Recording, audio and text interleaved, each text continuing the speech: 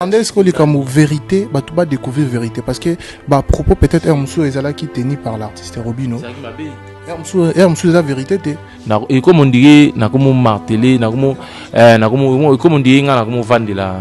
comme on est. Oh il y a le bas qui bah mélomane na bonne musique bah hebi que ils ont bon côté bah hebi que asa ingrat abîmé ingrat devant moi. Non. Là toi bah mité. Toi va mité toi qui va collègue musicien congolais. Toi ça qui va mi pété. Il y a un jeune frère il était venu chez moi pour aider. Mais c'est mon jeune frère. Jeune frère ça a souvent tendance à. Non mais ça petit frère n'a pas fingi. Tous en même âge n'a fingi même pas. Dans le but qu'il y a que c'est un aide. L'album est belé ça na Congo et ça va succès na ça va Kerwana. Mon pour un grand choriste na ça l'année chorale danger vraiment. Kero to imba na studio on la voix ba mbebele alanga sala nga mo connaît c'était mon des pigeons na imba nga mo ko ba kero wana tout ka sane to imba on 10 personnes mais nga mo na imba ba voix tout mais ma mission susu bazana bango asana ingrat suza no nature et on nature nous ano ingrat mais nga na otala te il faut que c'est la reconnaissance nzambe ne abika na yaki na tengisa moto kilanga na biso ke énergie na ngai na travailler so yo za no ingrat nga talinga tena batu musuto idarape yaka na koyembela bango te ko aider artiste mo bena likamo boy mais azon c'est lo sincérité azon c'est lo tam susu ba déception m'a pas comme ko dénigrer. Mais aujourd'hui musique les on dirait moi rumba et perdre place mais et comme moi ko sala moi net ndona biso faire ego là ya zolo ben rumba trap yo zaka rumba simple car to rumba mélancolisé to il faut net on dirait faut mo kota mo ba from roboé. Musique est changé te botika ba aventure o bozoka ka ba artiste nsu ba luka ba discours kaka nzela obimela non musique ezaka rumba congolaise fali pour partout beta oui bien on dit ma papa Luambo musique wana moni nzi ma papa Luambo azuka beat ya sikachi tout c'est ça musique to beta lelo ça non ka rumba congolaise mais tout jusqu'au biso to ya kana ba beat ya sika ya na baki to yena biloka to yena biso na luka sikate ya ba jeune ba misa to ba bimi lelo eloka sikaya na ngote. Petit chéri, ils ont c'est ma prière. Sur bien on est sur jeune moi on le la bien on la bêti afro sur na non et ça non ka musique est bêtement on déjà biso to na biso ka to na et le changer te to na ba beat ou sika technologie sika ba beat ou ba ingénieur de son ba musique so ba son sika il y a on de te apporter ngana sala ka musique non ça ka rumba ya ba papa na biso ba grand calé ba papa na biso ba lutumba simaro mais na ba tinde beat ya lelo na voix na ngai na maloba ya sika papa lutumba par exemple loba linzatsa libonga na langi talaka na loba na misa zai donc alobi ta musique tant Congo za na zai na beta da musique moi na génération moko te tam susu na ba jeune o ba bimi lelo biso tongo muntu ba wenge panzani nga na beta pa vina Adolphe omoni abeta pa vina Adolphe ba tusu ba beta koto ba vina biso ba de la forêt ba beta na ba El Paris ba beta na ba BCBG donc nga na génération wana ba liboso pour biso na ba DJ la coste fait na ngai to beta na orchestre ne meto beta ne pe orchestre moko tina wenge to na tonya o mona na misa kala de le ba jeune ba bandi carrière na za parmi ba premier jeune ba bandi carrière solo na banda carrière solo na 2013 2012 2013 ngada na salle déjà album alibuso kubu yoyo papa forme trésor ngando papa yoyo les kings na putani na jeune homme hoyo na diplôme côté na ye lokola bato n'époque ya Jésus-Christ mambo de Dublin Patrick Meka ombre jaune les rois des blousons ase kaka na ye kaka o azalaka timide Marcel Socia kasi kolukela ye mindondo te côté ya forme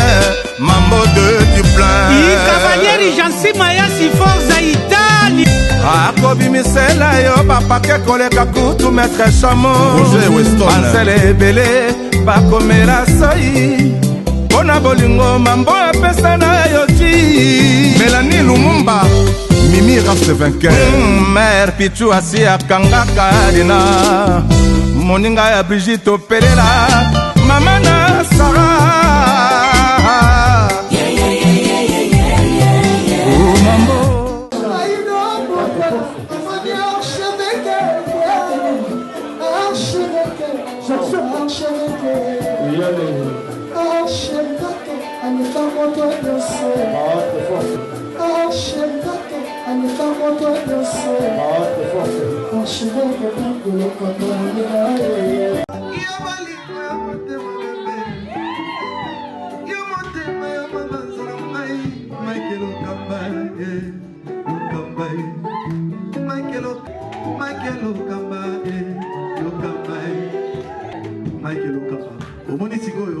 L'artiste, c'est l'improvisation.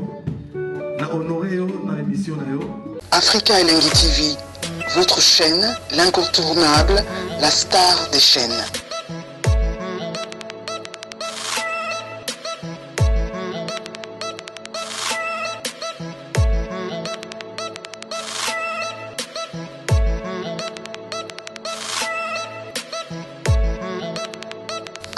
Africa Elengi TV, la magie de l'info.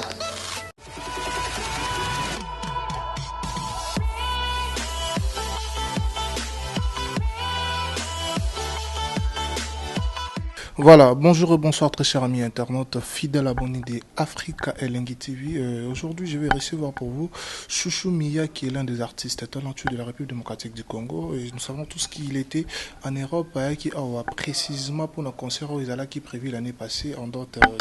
du 29 décembre, comme ça, si je me rappelle bien. Mais il séjourne toujours à Kinshasa, to habité. Azo préparé Nini. Nous savons tous que la plupart des cas, musicien Bayar a sali touche naï à Zongi. Mais Tomoni a Chouchou Mia qui fait pas mal des choses pour découvrir et à préparer featuring avec Binafile. Mais c'est avec lui que nous allons entraîner cette très belle tranche d'animation. On met un peu qu'au fond en anglais comme tous en aïe, avec un peu qu'explicité biso beat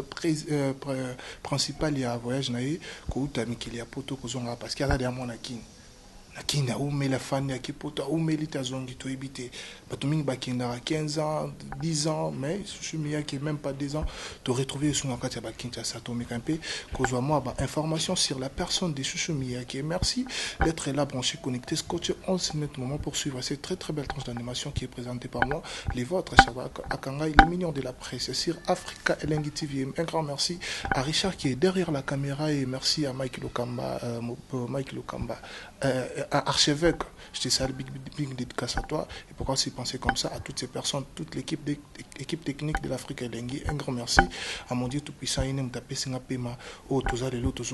merci et je suis avec Chouchou Mia qui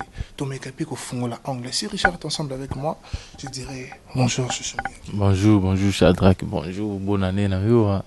Merci pareil. Bonne année na abonné tout ya Afrique Elengi ya Mike Lokamba bandeko tout donc et puis na famille na ngai surtout na na des fanatiques na balinga makasi donc bonne année na bango place Ali Chouchou Mia qui na bango et Fumu Kimbondo Migolo Messi les Rumbiste en direct de Kinshasa. Ouais. Voilà, Chouchou Mia qui est en direct de Kinshasa. Bonne santé, évolution en comment activité, ça marche comment? Ah oui, ça marche bien. Bonne année, n'a plus tout côté en bonté, tout côté bien. Nous avons c'est souffle de vie encore. On a sans malade, sans malaise. Quelle que soit la réalité, n'a plus qui donc je suis né ici, au Botamia. Donc il aura si qu'il est qui n'a donc on a bien dans ma peau quoi. Donc bientôt là. Na ozonga on retourner muki na Europe sous pour na finissage ya projet na mais pour l'instant na bien à l'aise vraiment. Okay, voilà Chouchou Mia qui est celui donc mon invité d'aujourd'hui. Je pense que vous découvririez à Otipoto azala qui plus précisément n'habite à concert aux ala qui n'est dans le 27 décembre de l'année passée les années passées quand bien même ça fait même pas encore un mois mais les années passées ça fait un mois aujourd'hui hein. Voilà mais ils a qui joué tes concerts. Ouais, concert qui se jouait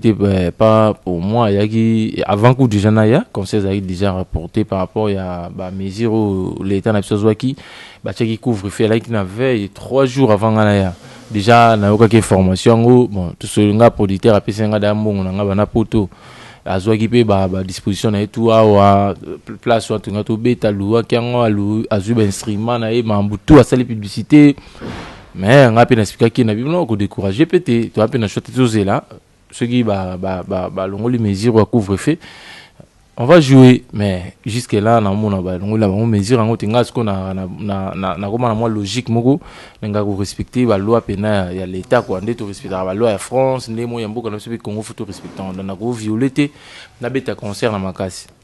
ba ngi bat ba no déranger nga concert on a tout na bat belé poto ba ya ba msuku ba zongi mais c'est bon c'est une partie remise to ba na biso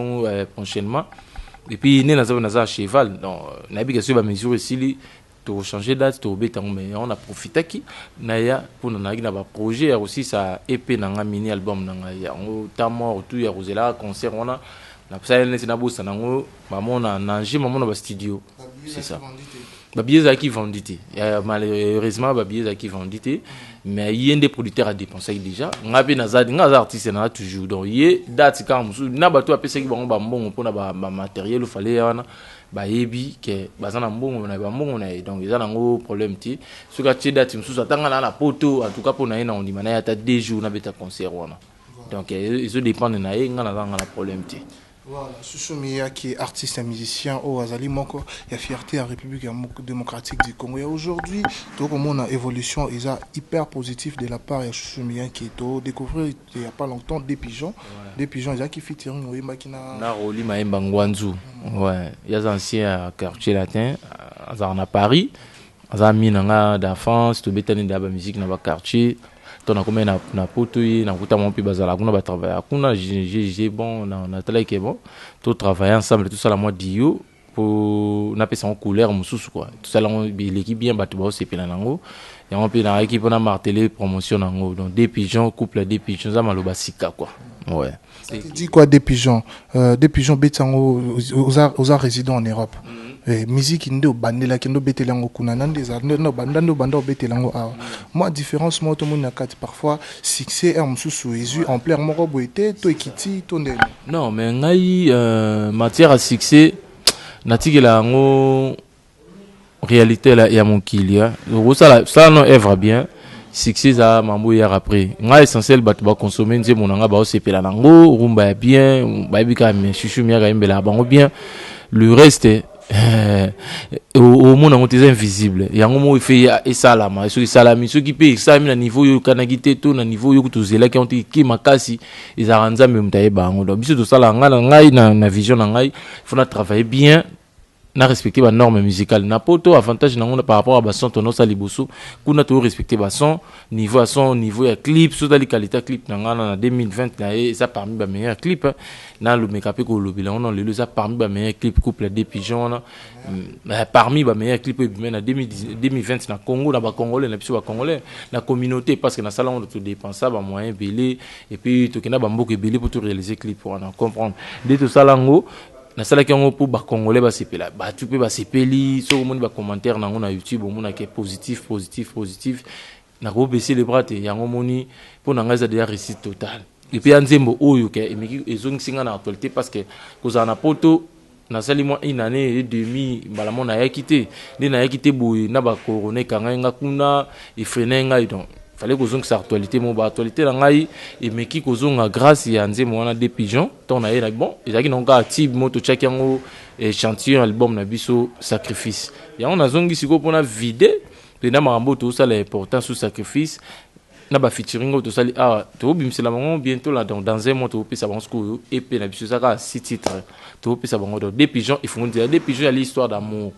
moni biso batu na kopesa exemple te yo Shadrack na momi na yo la femme na yo bolingo na bino déjà batu balobango ya bolingo Shadrack na mère nani bozarabo to bolingo chouchou miyake na mwasi na yo bozarabo non il faut na monaki ngalinga ko ya na momo mwasika na zuna ngasko bandeke ba pigeon moni na remarquer ba pigeon ba na amour mona pigeon moi ki so ka yeba sali sala ki azui akizuka damas ya etikela moninga bazana na moi amour mo boye yana atolinga taneti ba pigeon ceux qui moko avant de lima qui moko na koluka bilei ba infiltrer ba kota atena bolingo ba pigeon te ko ndeke mo boye mwano ya ko koto diaboliser te na mona ya ko pigeon na wana kuna ana mwasi mo kuna to na mobali mo kuna bazara toujours fidèle na bilon na ji forme wana na puissance ko na biso ba to linga na taneti ba pigeon na embango to linga na lokola couple de pigeons ceux qui mosusu vaneli maki mo kozoluka bilei ben filtre bazane sikate amour à sa frontière matalatala Wezansa papi nanga eza plus que bera malili. Et pas sous la na se moi. Na sanzete ya malili. Ce kasi minga na poitrine. Ta kosu koswa makasi. Pomme de mene de batrim. Na zana posa ki cité ya papi. Tolingana do ya papi matata donc wana papi matata la da costa autorité morale wana vina ngai ya mutema malamu aza vemoro azarana e mutema malamu idarna e ba jeune idani ba artiste et musicien congolais ngasko ouais ya papi matata da costa merci pour le soutien mon vieux ngasko na za petit frère na ye vraiment juste il y a bien soutenu un artiste et tout mais ngasko na petit frère na ya ben non yo talent na mi qu'il faut na miser sur toi. Il y a un moment qui tout ça qui va réalisation va clip à bongo na saison mon promotion on désolé donc rien à dire promotion on a assuré tout ça là on continue à booster ngo pour y rendre te bendi et puis si souffler encore nzembo na en termes de vie des pigeons rentabilité na on a ba vie comment oui rentabilité on a ba vie et qui est bien et puis ngai naza na problème moko na profiter pe batu ba s'abonner na YouTube na tout ça là ngo récemment ils allaient chouchou miyaki officiel batu be bana luka pe place ni ba komona ngo batu bazwa bakota na YouTube na ngai batu ba partager ngo batu ba partager pe chaîne YouTube na ngai essentiel que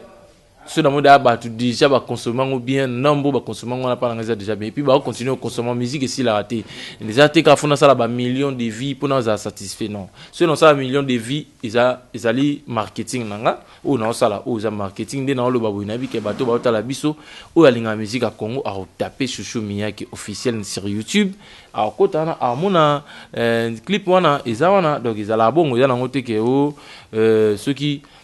faut na 10 millions de vies 100 millions de vies ndé na satisfait pour moi je suis satisfait parce que biso tout est ka ba CD nga na parmi ba jeune ba sala ba album na 2013 ba teka da CD na yebi bato ba kina so ba CD na ba 20 € na ba Paris na ba kina na ba so $5 ça veut dire ça coûte plus que vie omoni na ko teka boye cash donc ba vie eza pe monde asikato nango ngala ko décourager carrière na ngate pona il faut na sala ba millions de vies sur temps bato ba s'abonner na YouTube na ngaso ba lengi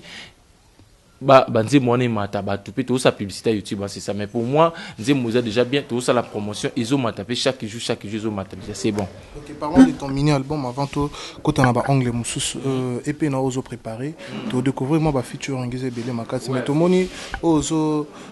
rendre en très souvent visible na ba médias partout ils a feature na ozo betana bina filé full boss. Ah oui, naza va featuring mi balé. Na sala pe na Serge Mabiala, na ba déjà kutu campagne on a Paris. Comprendre na campagne on a Paris mais tellement na bien affilé tout ça lango récemment tout ça lango yango monique na profiter na sala pe ba benga ngo pré-campagne. Na sala pré-campagne nango après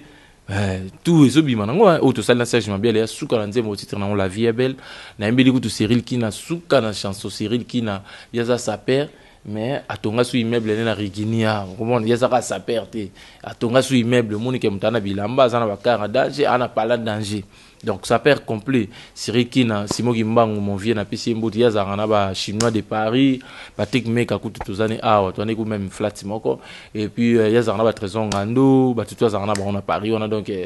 na embeli pe de gold mata vina nga na London City, na London pardon na London vina nga de gold mata, na pisi pe ba mbote place ali na embeli pe suka na rumba donc na 4 chansons, na générique moko, no ya EP. Na ikoko ma 6 mais ils en ont 5 jusque là et comme 6 5 ils en ont 5 après na bimisi on a autre ça les featuring na bien affilé on a titre on a adoration le batba retenir titre on a adoration et un coup une flamme ils a un coup une flamme yango so bimi siko dans une heure du temps maman ibandi succès na ebi nde to soli na nzambe na ebi travail to sali yango na benga un coup une flamme nzambe ngana nzambe la nzambe na ngai ngaza yusa mila nzambe ni nzambe za moko no nzambe za moko nzamba moko ngapi na sambela nzambe wana ngasambela nzambe o yo sambela nzambe ngaza chrétien oui chrétien nzambela nzambe o bino so bosambela ka on comprend. On a featuring ya yona bina filé toyebi te yo muto yaki oluka yo approcher to ye muto yaki oluka ki teno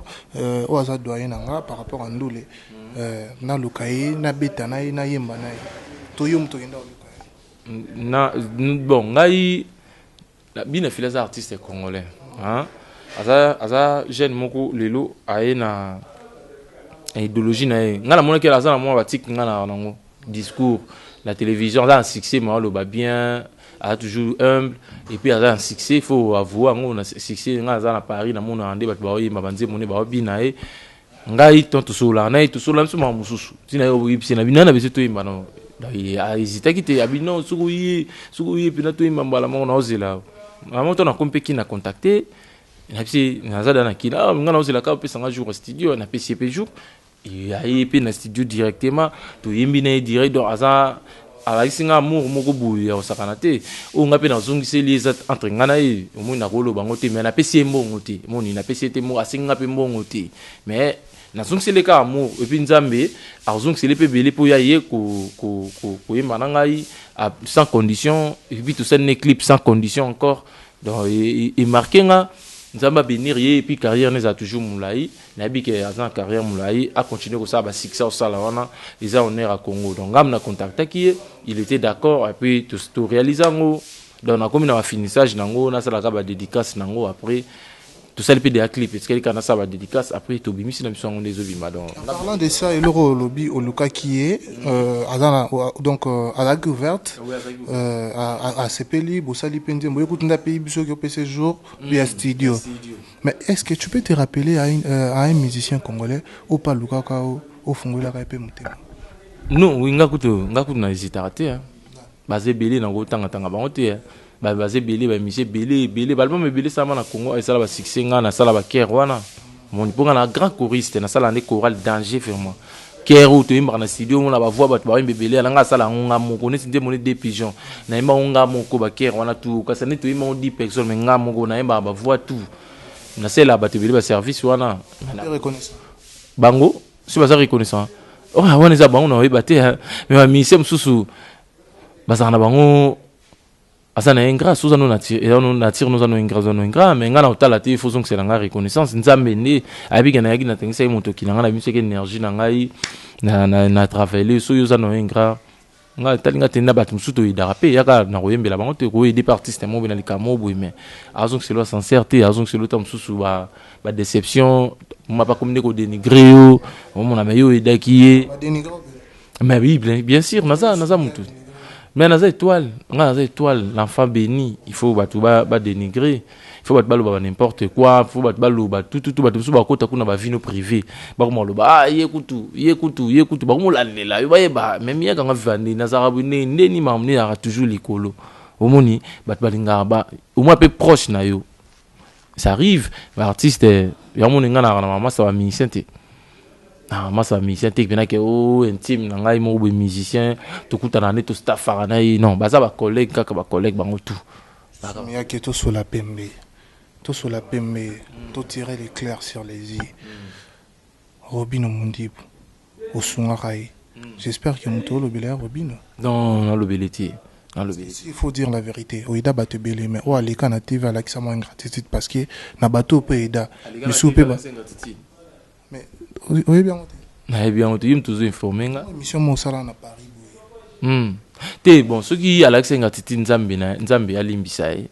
Nzambe alimbisa na commentaire au sala te. Moninga na ba conseiller ba millionnaire, na ba conseiller ya ba prêtre, ba généraux, ba député miné na mboko ba ministre. Nga na vie na nga ministre. Avant de balancer la carrière nanga na mutneti chancel même international comprendre chancel même international numéro 1 lelo na Congo joueur moko professionnel ou ya sa fierté à Congo le beta Ligue des Champions comme na 8e de finale na ba papa Edi Kapen mon colonel Edi Kapen na ba tuneti ba Paul Bindu Musambali na ba papi Matala tala ba tonto baba Chilo mon grand cœur ya cha dodo makanda couple béni par Dieu ce qu'on moni batuana leti chancel même barolinga ngate na vanda bena na beta discours mo ya ba musicien to ya polémique to regardez ce qu'on dit comme vérité batu ba découvrir vérité parce que ba propos peut-être musu ezala qui tenu par l'artiste Robino musu la vérité peut-être ko ba vérité pas non na lobela quand déjà ba émission passée donc et comme on dirait na comme marteler na comme on dirait na comme vendre la comme on est artiste ne singa oyo ya lobaki ba meloma na bonne musique ba hebi ke ezabongo te ba hebi pe ke aza ingrat abimi ingrat devant moi et s'il nangonga na commentaire ça la temi na ba ka nzamba venir ye nzamba limbisa ye poza mutu ko sa erreur maloba preuve ya nga binga même journaliste na balongo l'émission tellement déjà binga balongo l'émission donc c'est déjà passé to ko Non. Nga toi ba mité. Toi ba mité, toi ba collègue musicien congolais. Toi qui ba mi pété, il y a un jeune frère nanga, il était venu chez moi pour aider. Mais c'est mon jeune frère. Jeune frère, ça a souvent tendance à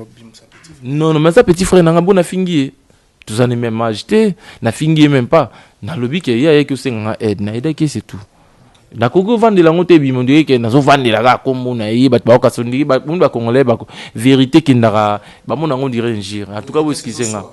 Ba mon ngo dire ngir ndoka yé mutabandeki ko takengai mais nga na takete nga na éclaircir kana lobby vérité. Non, c'était pas comme ça zaki boui. Mais ba tout musu na mon déjà bazo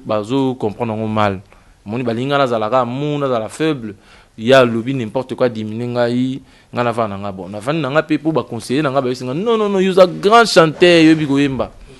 ba bisinga nga yo yebi ko yemba so yebi niveau yebi ko yembela o beta masolo ba faible ti donc moi je suis pas un faible donc na mama ko yemba je suis pas un faible donc na za fort na pe na chanteur na ko yuko kota na ba fitité te bango bazamba na ba sala mo na musique to na ba catégorie différent ya ba catégorie musu ba sala ba base faut battre la bango pour battre bacha bango ka pour battre ba mona ya ça la succès fa finga mutu mais c'est pas moi ngana bien éduqué pour ba ça ba fina bango ba ça na bango pour ba finga batu et ça ba éducation na bango ba ebinde ba ça la fierté ba famille na bango alors moi ma famille na ko jamais ko déshonorer bango na po na boulot ngana ça la pour na boyi na pe image ya famille nanga na image ya ba massa nanga image ya ba vie nanga na image ya ba sœur rebelle balinganga ce qu'on a vendu ka bu na ndiko taquer na ndo finga collègue na mon musicien pour moi na honorer bangote omoni bango bana catégorie wana moi mon catégorie ali ko yemba bien ba tu ba sepela na voix nanga ba sepela na rumba na obetela bango malembe na okoma na place na oluka malembe je ne suis pas pressé.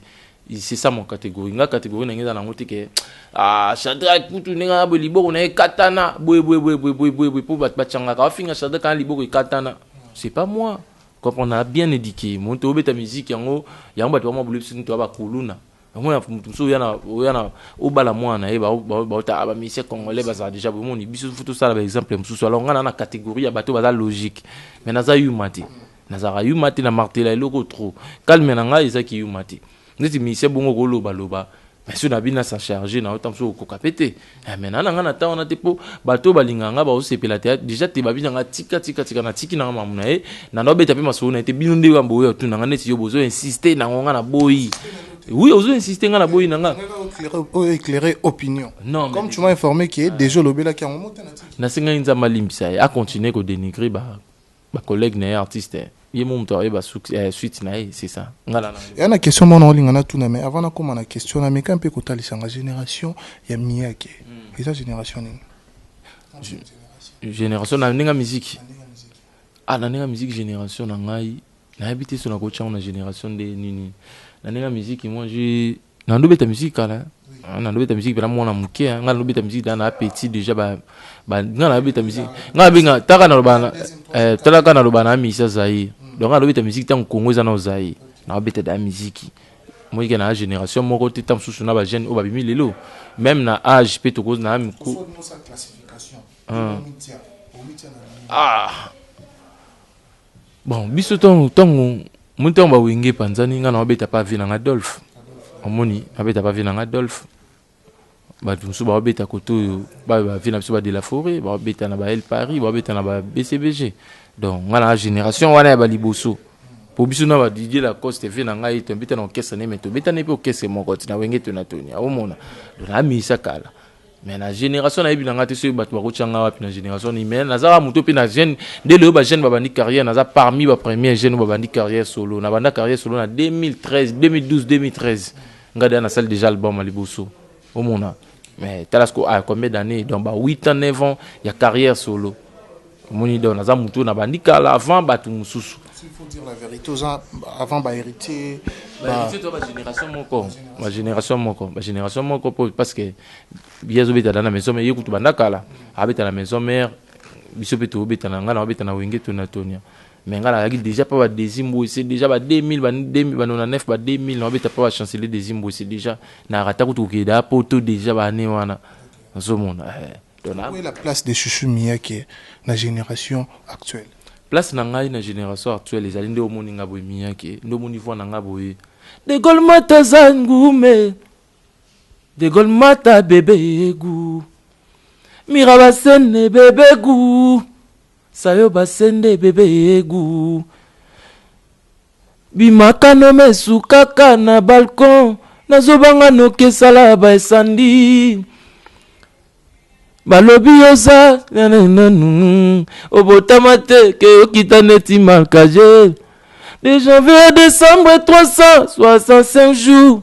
baluki jour à naissance na yo bamoni te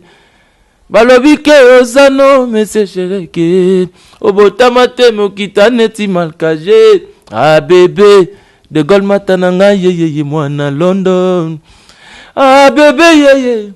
chouchou miyake bébé ah bébé sapo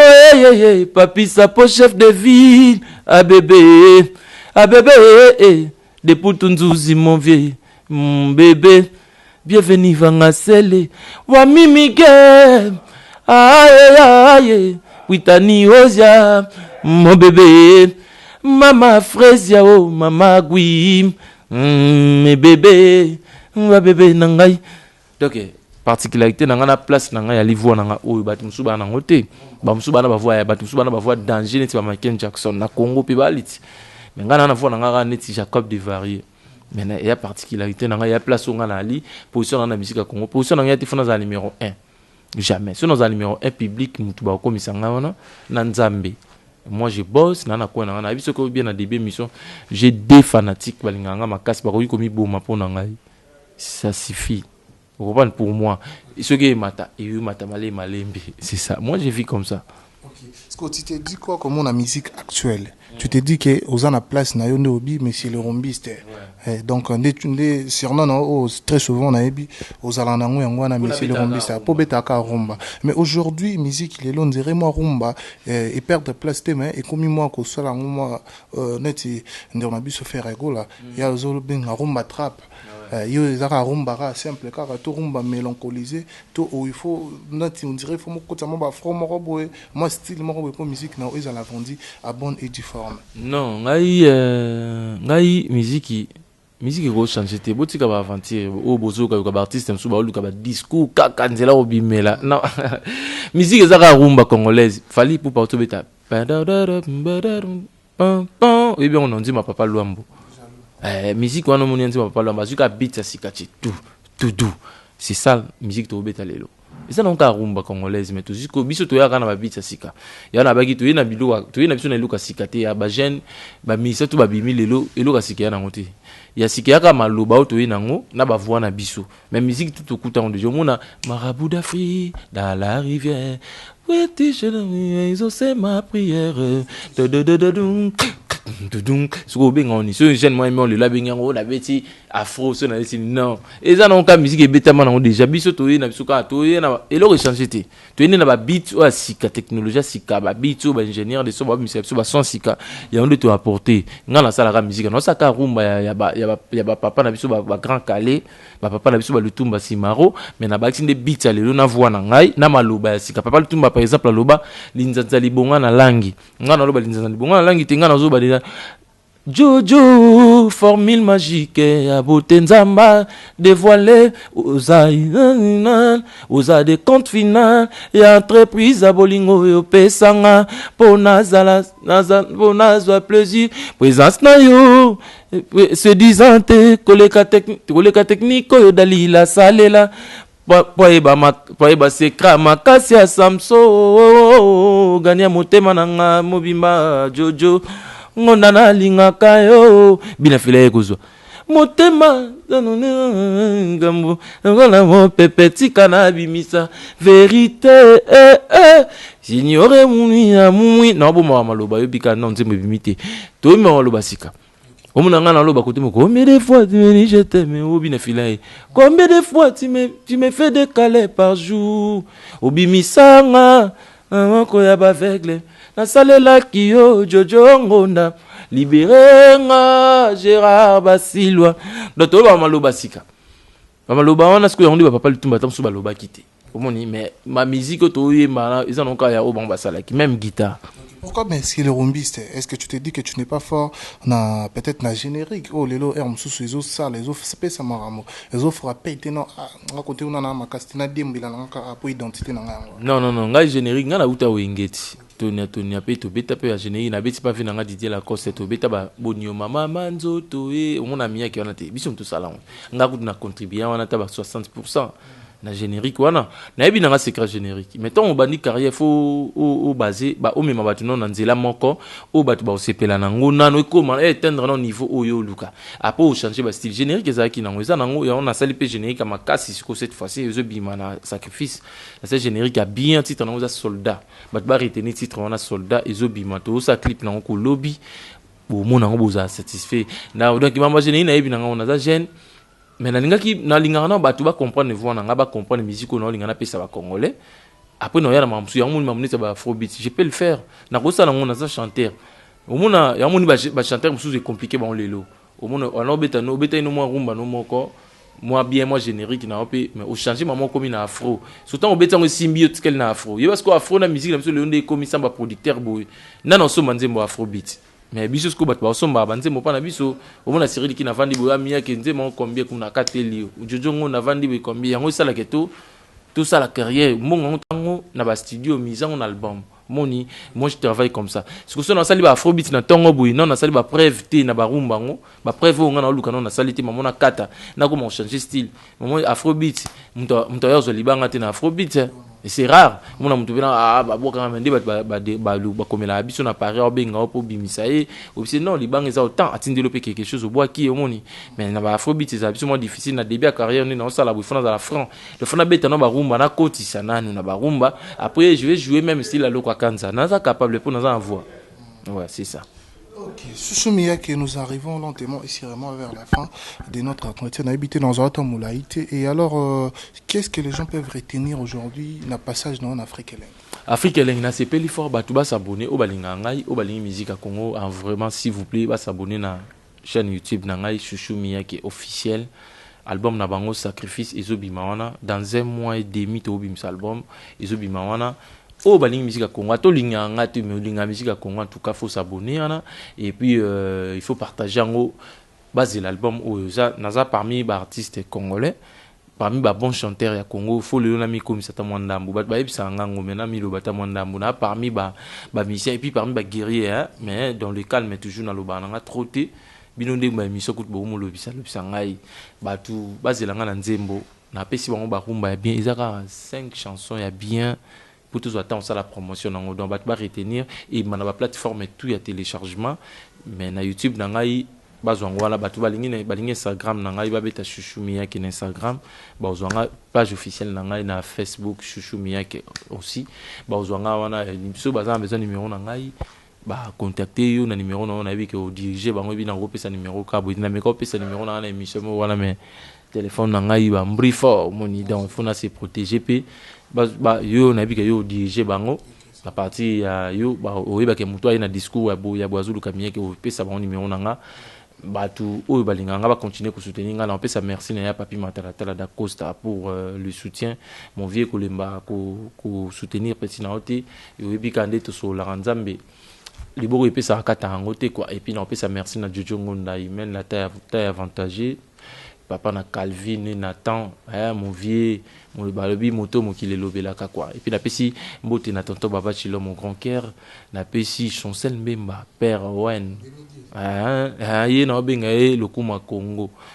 Congo père Owen père Eden père Rose na pesi bambote et puis na pesi maman Maïma Imona facile à garer na Paris Coco Frisia na pesi Wami Miguel na pesi James Mabiala Parapolo la bosente Dadi Mabibi Mokonza Mombele Dadi Mabibi Bogar Morobo sa père Bogar Dadi Mabibi Mokonza Mombele na pesi Mbote na Paris wana et puis na pesi Dientuka mon ami Justin Badeka maintenant toi à Paris en vraiment na bosente Brita Zimakanda papi sapo chef de ville la skoni mbuza pe na bosani yote place ozali Ornella Mompungu Olivier Mompungu Bodi Mompungu Olga Baby la destinée Zulu Kabouikou bandeko nanga tout autour na bango na Paris na bosani binoté tous toujours ensemble quoi merci. Merci beaucoup Chouchou Miyake. Nous sommes arrivés pratiquement à la fin de notre tranche d'animation. Là, j'étais avec Chouchou Miyake, monsieur les rumbistes. Donc, je pense que vous retenir Maloba tout à lobby. Bah, question, ils qui vont gagner. Bah, réponse, ils qui a. Je pense que c'est bien na bandaku, partout, vos télévisions, na smartphone, topé, na écran, na bino. Et en tout cas, merci à toutes ces personnes qui nous ont suivis du début à la fin. Merci à Richard qui était derrière la caméra. Et un grand merci à Mike Lokambamoussou qui est pour la confiance et fidélité avec Chandra, ton boss. Et merci à toutes ces personnes au Balinganga, et sans oublier Sissi, il y a Eyom Mimi, c'est secret. Barbie, joyeux anniversaire à toi, plein de bonnes choses. Nous avons Bagsa, pourquoi pas penser à SK des Mignons, je te salue. Quincy, n'a pas sur un beau tébélé. Un grand merci à Jeannette Batombi, il y a la Ona Benamer et Plamedi Kabouya depuis Mix. Salutations à toi et un grand merci à Plik Bouta, les Swagmen, Moté, Maya Mamingo et big dédicace à toi. Et merci à tous nos abonnés. Moi, je vous dis, nous nous retrouvons très très prochainement. Bye bye.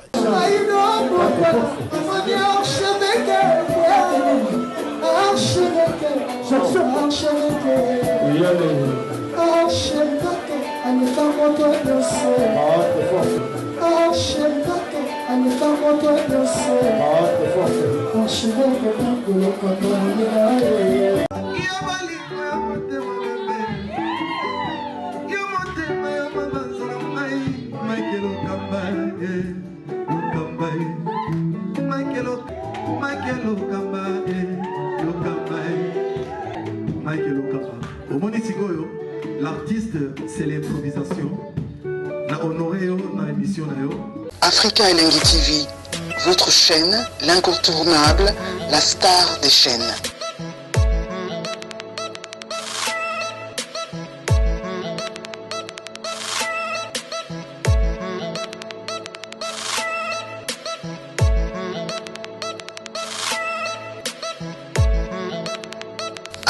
Africa Elengi TV, la magie de l'info.